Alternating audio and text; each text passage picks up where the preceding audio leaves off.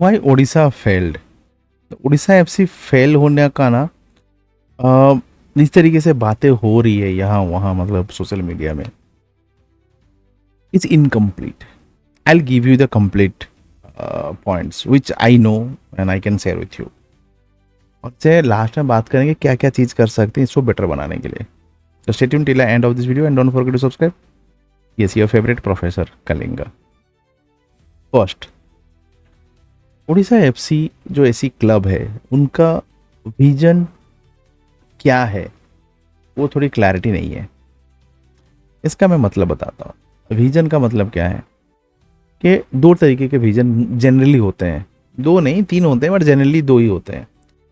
Club का vision एक होता है, एक तो तुम पीएसजी जैसा खर्चा करो, पेरिस सैंट जर्मन, पीएसजी, उस तरीके से खर्चा करो और एक तगड़ी टीम बनाओ। ये एक ऑप्शन है। दूसरी ऑप्शन आपके हैं कि आप आयाक्स के जैसे आपको डेवलपमेंट टीम बनाओ, जहाँ पे आपको यंग लोगों को आप चांस दोगे और उनका अच्छा प्लेयर डेवलप करोगे, और जब टाइम आएगा उनको सेल करके वहाँ से अर्निंग करोगे। ये एक ऑप्शन है। और जो बोला मैंने दूसरा, जो पीएसजी, मतलब बहुत अच्छे इन्वेस्टमेंट करो, वो टीम में अच्छा करेंगे, स्पॉन्सर्स आएंगे, आपको वहाँ से फ़ायदा मिलेगा। तो तरीका है मोस्टली। तो ये डिसाइड करना है कौन सा तरीका करना है। अब मेरा मानो तो इसमें एक ही तरीका काम करता है, वो है हम बहुत लो बजट टीम है, बहुत ही ज़्यादा लो बजट टीम है, क्योंकि हम थोड़ा भी खर्चा करना नहीं चाहते और हम गवर्नमेंट के फ्री फेवीज पे बहुत ज़्यादा डिपेंडेंट है। क्योंकि यही ओनर जो दिल्ली में इसलिए छोड़ के आए थे क्योंकि गवर्नमेंट उनको उतना हेल्प नहीं करा, यहाँ पे आए और इसलिए आए कि फ्री फेवीज मिल रहे थे। जब फ्री फेवीज में थोड़ी भी दिक्कत हुई, मना तो किसी ने नहीं किया था, और थोड़ी भी दिक्कत हुई तो सडनली वो सोशल मीडिया में आवाज़ उठाए कि भाई हमें कुछ बेनिफिट नहीं मिल रहा है। तो ऐसे क्लब की जो थिंकिंग है और बजट है वो आई अंडरस्टैंड, दैट्स फाइन। अब क्लब है तो है, जैसा है तो है, उसको ज़बरदस्ती अब तो नो एक पेरिस एंड जर्मन तो नहीं बना सकते ना, इतना ह्यूज इन्वेस्टमेंट तो नहीं करा सकते मैनचेस्टर सिटी वाला। तो आपको क्या करना पड़ेगा, आपकी जो रिसोर्सेस हैं उसको यूटिलाइज करके चलाना पड़ेगा। तो आपको वो विजन क्लियर करना पड़ेगा कि आप यूथ डेवलपमेंट में ध्यान दोगे और ये सब आप लोग को नहीं होने वाला है नो कि लॉन्ग टर्म हम बहुत बड़ा इन्वेस्टमेंट कर रहे हैं और जीत रहे हैं, नहीं। तो ये क्लैरिटी आपको एजुकेशन, फैन एजुकेशन के थ्रू बताना पड़ेगा कि फैन को ये क्लियरिटी होनी चाहिए। नहीं तो फैन रोज मांगेंगे हमें चाहिए ट्रॉफी, और आप रोज उनको डिसअपॉइंट करोगे। इसलिए वो क्लैरिटी दे देना, भाई नहीं नहीं हमारी टीम तो ऐसी नहीं है, हमारी टीम ऐसी यंग टीम को चांस देगी और उसमें जो हो पाएगा हम करेंगे। ठीक है, ये क्लैरिटी देने का ये पहला पॉइंट है। दूसरा है उसके हिसाब से आपकी स्टाफ, बैकरूम स्टाफ होना चाहिए। मैं कोच की बात नहीं कर रहा हूँ या असिस्टेंट कोच की बात नहीं कर रहा हूँ, मैं बात कर रहा हूँ आपकी मैनेजमेंट। मैनेजमेंट कैसी होती है, देखो मैनेजमेंट में एक सीईओ होता है, स्पोर्टिंग डायरेक्टर होता है, यूथ डेवलपमेंट का एक सिनेरियो रहता है। अब बहुत से क्लब हैं, जैसे बेंगलुरु है, मोहन बागान है, अभी तो या नॉर्थ ईस्ट भी आ चुकी है, मुंबई सिटी, ये सब जो क्लब है, मैं जिसका एग्जांपल दे रहा हूँ, ऐसे नहीं कि और भी क्लब्स हैं।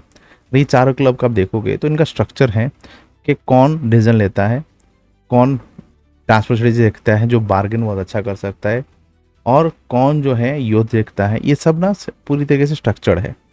आपको स्ट्रक्चर अडॉप्ट करना पड़ेगा, आपको सही लोगों को सही जगह डालना पड़ेगा। अगेन मैं नहीं बोल रहा हूँ बहुत महंगा, बट बहुत सही से करना पड़ेगा। नॉर्थ ईस्ट का बहुत पैसा नहीं है, but they know what to do and how to do with very minimum budget, वो हमने को सीखना पड़ेगा। तो उससे क्या होगा, हमारे जैसी तरीका है कि हम यूथ डेवलपमेंट करेंगे, और यही बोले थे रोहन भी कि हम आयैक्स ऑफ इंडियन फुटबॉल होंगे। तो वो बनना है तो हमको एक अच्छा प्रॉपर सेटअप बनाना पड़ेगा यूथ के लिए। अब यूथ की बात करी तो ऐसे नहीं काम चलाओ यूथ कि भाई टूर्नामेंट स्टार्ट हो रहा है कैसे भी हो जुगाड़ करके एक टीम डाल देना ना। मैं वही देख रहा हूँ, कैसे भी हो एक संतोष ट्रॉफी से यहाँ से वहाँ से उठा के डला दो, नहीं। आपको प्रॉपर स्काउटिंग टीम रखना पड़ेगा जो हर टाइम उड़ीसा में डिफरेंट टूर्नामेंट्स पे ऑर्गेनाइज करेंगे और उसको देख के स्काउटिंग करके टैलेंट को उड़ीसा को लाएंगे, जो कि अभी मोहन बागान में हो रही है, ईस्ट बंगाल में थोड़ी बहुत हो रही है, सब क्लब में थोड़ी बहुत चल रही है, नॉर्थ ईस्ट में तो बहुत भयंकर चल रहा है। ये आपकी काम रहेगी। उसके बाद आपके पास अंडर 15 अंडर 17, अंडर 19 और अंडर 23 की ये पूरी ग्रुप की आपकी टीम बनेगी। हो सकता है 11 से 15 टीम का टीम बनाओ, कोई प्रॉब्लम नहीं है, आप स्वैप वगैरह तो कर ही लोगे। वो टीम बनेगी और वो पक्का टीम बनना चाहिए, ऐसे नहीं कि बस पार्टिसिपेट करने के लिए क्योंकि लाइसेंस नहीं मिलेगा, वैसा नहीं। उसमें एक बेहतरीन कोच डालो, जैसे ब्राइसन फर्नांडिस, जैसे अपने फर्नांडिस है आपके कोच, उस तरीके से आपको अच्छी कोचेस डालना है। अच्छा कोच बोल रहा हूँ, अच्छा कोच मतलब अच्छा कोच डालो, ऐसे नहीं नाम काम चलाओ फालतू चोच नहीं, कोच डालो और उस पे काम करो। और बाकी कोई भी इंडिया में लीग हो रहा है, यूथ लीग, वहां पे जाके पार्टिसिपेट करवाओ।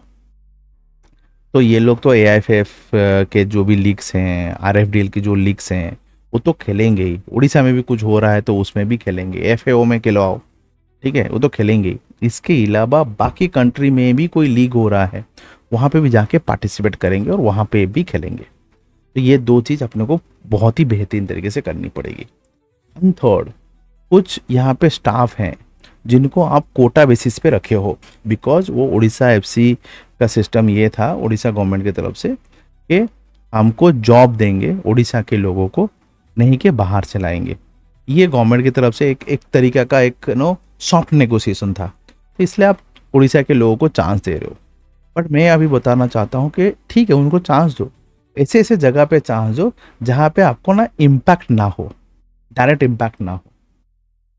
और जहाँ जहाँ डायरेक्ट इम्पैक्ट होगा वहाँ पे आप प्रोफेशनल लोगों को लाओ, इंडिया के बहुत अच्छे अच्छे प्रोफेशनल लोग हैं, उनको लाओ, उनको यूटिलाइज करो, उनको जॉब पे रखो।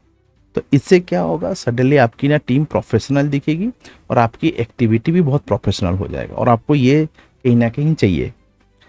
And last but not the list is the clarity in thought. आपको चाहिए यूथ डेवलपमेंट, तो यूथ डेवलपमेंट के रिलेटेड आप स्टडी करो और कोचेस उसी डिसीजन से हिसाब से लाओ। जैसे आपको चाहिए कि नहीं, हम तो आयाक्स हैं इंडिया के, तो हमें यूथ डेवलपमेंट लाना है और यूथ डेवलपमेंट के थ्रू जीतना है विथ कम बजट, तो उस तरीके से कोच लाओ। हाँ, आप ऐसे कोच मत लाओ, देखो for example, don't buy Pep Guardiola and think that he will do wonder in Southampton या ब्राइटन। Getting point? अब ब्राइटन में पेप ग्वार्डियोला को लाके आप जीत नहीं सकते। आप जोर्गन क्लॉप को लाओगे तो थोड़ा शायद अच्छा कर लेगा, क्योंकि बोर्सिया डॉर्टमंड में उसने किया है, लिवरपूल में करके दिखाया। यू गेटिंग अ पॉइंट ना? आपको ऐसे कोच लाना पड़ेगा जो उस बजट में आपको रिजल्ट दिखाए। ऐसे बहुत से कोच हैं जो कम बजट में रिजल्ट निकालते हैं। अभी जामशेदपुर के खालिद सर का ही नाम ले लो, वो कम बजट में हर टाइम मिलता है, वो कोई कंप्लेन नहीं करते हैं और वो परफॉर्मेंस में अपना जिस लेवल पे दे सकते हैं दे देते। आप लोबेरा, आप हवास, आप बड़े बड़े खतरनाक देश बेकिंगम ऐसे कोच को लाओगे तो फिर आपको उस हिसाब से साइनिंग भी देना पड़ेगा, नहीं तो वो लोग परफॉर्म नहीं कर पाएंगे। ये मिथ है कि बेस्ट कोच है तो वो कोई भी टीम से नहीं, ना ना ना, बेस्ट कोच कोई भी टीम से रिजल्ट निकालता नहीं है।